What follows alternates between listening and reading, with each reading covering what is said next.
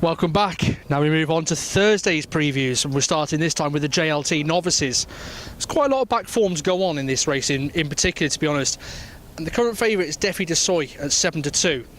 Now, he looks a completely different horse this year, because when he went and won the Triumph a couple of years ago, he looked like he was going to go on to bigger and better things, but last year was such a disappointment to him, really. He clearly doesn't want a crawl of a race, and he can't hit the front too early anymore. And this can be shown really when we look at his form tied in with the second favourite, Lost in Translation. Now, Lost in Translation beat him the first time because Defi got there too early.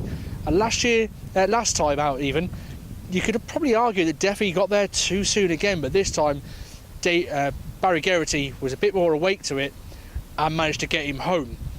Like I say, winning the Triumph in 2017, but his form has just disappeared. It's fell completely off a cliff since then, to be honest. Until a run at Exeter this year, when beating the reopposing top of the game and Black Op. So you can see in there that there is actually quite a bit of back form, not just at Cheltenham, but in general, because they've all raced each other quite a fair bit. He was second in the Big Dipper, 2 Lost in Translation, like I say.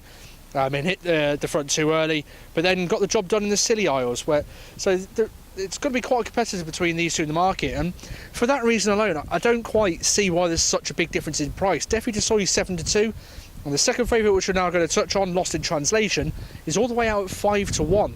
So if I was going to do anything here, I'd be back in Lost in Translation each way, to be honest. It ties into the form with Defi de Soy, as I've mentioned.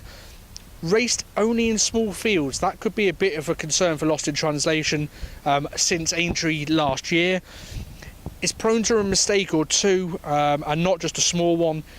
Finished 7th in the Supreme last year, so it's got a bit of festival form behind it as well. He just needs to jump cleanly, really, and try not to get into a fight for the lead, as this is going to be a bigger field to go in. But we're going to look at other horses in here as well. So Glen Force are reopposes as well. We've already covered him off previously as well. So these two are going to be up there. I don't see anything else really getting involved apart from these two, as long as they don't try and take each other on from the absolute start.